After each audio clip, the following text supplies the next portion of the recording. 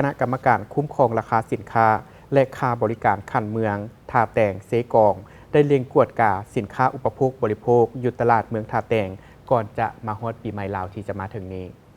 ในวันที่ 4 เมษายน 2025 คณะกรรมการคุ้มครองราคาสินค้าและค่าบริการคันเมืองท่าแตงแขวงเซกอง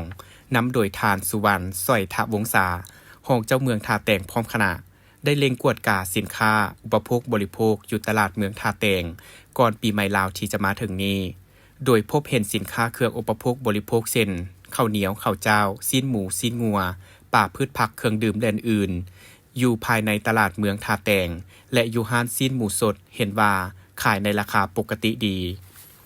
การลงกวดกาครั้งนี้แม่นปฏิบัติตามภาระบทบาท10 นาทีของคณะกรรมการคุ้มครองราคาสินค้าและค่าบริการคันเมืองทั้งเป็นการปกป้องผลประโยชน์ของประชาชนผู้มาสวมใช้ผลิตภัณฑ์ที่มีคุณภาพและราคาที่บ่เป็นธรรมเอาเปรียบกัน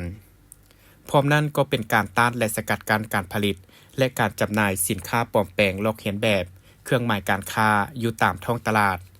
ซึ่งสินค้าดังกล่าวได้ส่งผลสะท้อนหลายๆอย่างต่อประชาชน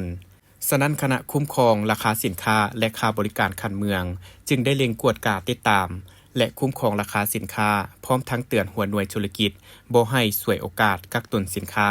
และขายราคาเกินเพดานที่ทางการกำหนดในระยะบุญปีใหม่ลาวที่จะมาถึงนี้พร้อมทั้งได้ชี้แจงให้แต่ละหัวหน่วยธุรกิจจงสืบต่อเอาใจใส่ปฏิบัติตามระเบียบหลักการของคันเทิงวางออกและเรียกร้องให้ผู้สวมใช้ผู้บริโภคช่วยเป็นกระบอกเสียงในกรณีพบเห็นราคาสินค้าขึ้นกว่าปกติ